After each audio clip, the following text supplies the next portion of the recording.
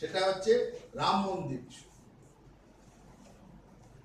36 নম্বর পাতায় সুস্পষ্টভাবে বলা হয়েছে রাম মন্দিরে বহুদিন ধরে পড়ে আছে। আপনারা সাংবাদিকদের আপনাদের জানাই, আপনারা এটা এই খবরটা নিশ্চয়ই অনেকেই জানেন বা কিছু সাংবাদিক নাও জানতে পারেন।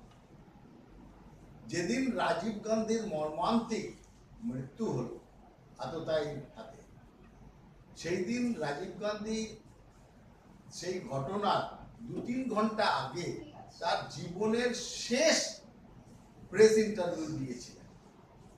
আপনারা সেইটা যারা জানেন বা যারা জানেন না তাদের বলবো সেইটা সম্বন্ধে খোঁজ খবর নেবেন, নিয়ে তিনি কি বলেছিলেন। সেই বিশেষ ইন্টারভিউয়ে তিনি একটা কথা বলেছিলেন, এবং উনি যদি মারা না যেতেন সেদিন, তাহলে ওই কথাটাই পরের দিনের সমস্ত কাগজের হেডলাইন হতো, সারা ভারতের হেডলাইন হতো।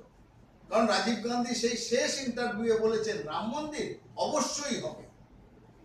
সাংবাদিক জিজ্ঞেস করেন কোথায় হবে, বলো অযোধ্যা জন্মস্থান, সেখানে ছাড়া কোথায় হবে। এটা রাজীব গান্ধী মৃত্যুর আগের শেষ কথায় বলেছিলেন। কিন্তু যেহেতু বম ব্লাস্টে তার মৃত্যু হয়, পরের দিন বা তার পরবর্তী ক্ষেত্রে তার এই বিশেষ নিবেদন বা আবেদন সেটা ঢাকা পড়ে। আমরা আজকে কি বলছি, দীর্ঘদিন ধরে আমরা অপেক্ষা করেছি, আমরা অপেক্ষা করছি, কিন্তু রাম মন্দির হবেই হবে, সেই অযোধ্যাতেই হবে। অযোধ্যা তার জন্মস্থান, সেখানেই হবে। কিন্তু এখানে আমরা স্পষ্ট বলেছি আমাদের এই ঘোষণা পত্র বলুন সংকল্প পত্রে যে we will explore all possibilities within the framework of the constitution.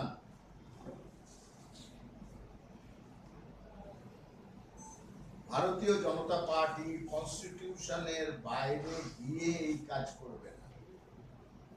কনস্টিটিউশনের সমস্ত পসিবিলিটিটাকে এক্সপ্লোর করা হবে, যাচাই করে তার মধ্যে দিয়েই সহমতের ভিত্তিতে রাম মন্দির হবেই এবং অযোধ্যাতেই হবে, এই ঘোষণা এটাতে আছে।